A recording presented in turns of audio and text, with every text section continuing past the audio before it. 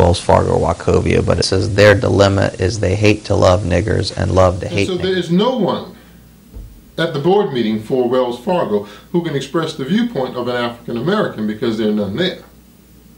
Now, John Stump, president of Wells Fargo, every single facet of Wells Fargo that is important, he requires that there be milestones and there be measurements in order to stay on track so that the success of a goal is reached. However, when it comes to diversity, it is the only facet in which he says that measurements and milestones are unnecessary. Oh, he says that they're important, but unlike the other important facets of Wells Fargo, in this case, in the case of diversity, he said it's not necessary to measure or to have milestones. Well, we read between the lines. If there's no measurement, there's no milestone, then there is no assurance that success will be achieved. And as a result, he paints the picture that diversity is not important within Wells Fargo. So here we are, Wells Fargo, making the statement that Wells Fargo loves to hate niggers and hates to love niggers, operating at a Judge Roger B. Taney mentality. Incidentally, if you take a look on the government website for the Department of Justice, you can read into the details when you see that that management not only was well aware of the racial surtax, but they initially had a manual system that they call antiquated. And so what they did was they automated it. They converted it to an automated system so that it would be more cost effective. But what they found was that the automated system did not have discrimination built into it. The automated system would not, as designed, charge more in closing costs for African Americans and Latinos. The automated system would not charge more in interest rate. And so what they did then was they scrapped the automated system and went back to the manual system so that African Americans and Latinos would be charged that racial surtax, more in closing costs and more in interest rates. That does more than make a statement. That's an action. While we may not agree with your point of view, your behavior and your action that ensures that African Americans and Latinos are charged a racial surtax paints an awful picture of Wells Fargo. And that's why I say that it should be that Wells Fargo have no involvement when it comes to government contracts that deal with federal, state, and local. The NBA players and other professional organizations should ban the use of Wells Fargo as their bank. African Americans should not put their money in Wells Fargo's bank, whether it be business or personal. And those who are against discrimination, anti-discrimination, anti-racist, should not put their money in Wells Fargo's bank. There has to be a statement that is made to allow Wells Fargo to know that it is more cost effective to do the right thing than the wrong thing.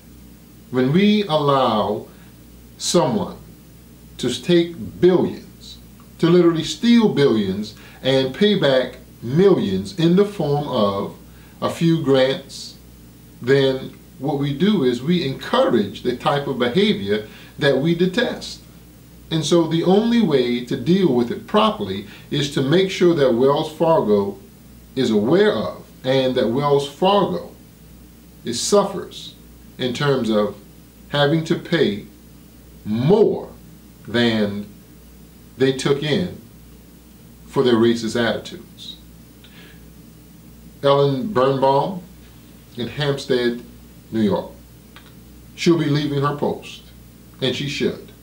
Donald Sterling, banned from the NBA, and he should have been. Paula Deen lost sponsors, and she should have. Wells Fargo has to be dealt with properly by the public and the government. Right now, Charleston, South Carolina, Wells Fargo has a case that deals with racial discrimination. Wells Fargo has gone out and hired Hainsworth, Sinkle, and Boyd, where Principal William Boyd is a member of the Forest Lake Country Club that has in its deed at the Richland County Courthouse a statement that says, white members only. It's a racially restrictive covenant. North Charleston says that the state of South Carolina authorizes them to enforce racially restrictive covenants. And the state does not refute that. Next we have on the case Judge Bristol Marchant, a federal judge who belongs to none other than Forest Lake Country Club, an invidiously discriminating organization with a policy, a written policy in the courthouse on the deed that says white members only. White members only. And he sits on the federal bench and hears cases of African Americans that come before him. Do you really feel that he could give them a fundamentally fair measure of justice? I doubt it seriously. Well, Wells Fargo hires Hainsworth, Sinkle, and Boyd. Hainsworth, Sinkle, and Boyd's imputed relationship to Judge Bristol Marchant should have barred him from sitting on the case. And once he was asked to recuse himself, certainly he should have, but he denied.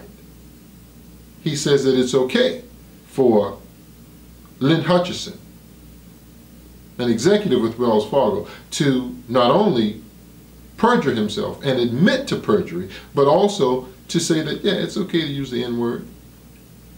He says it's okay for Wells Fargo to make the statement, Wells Fargo loves to hate niggers and hates to love niggers.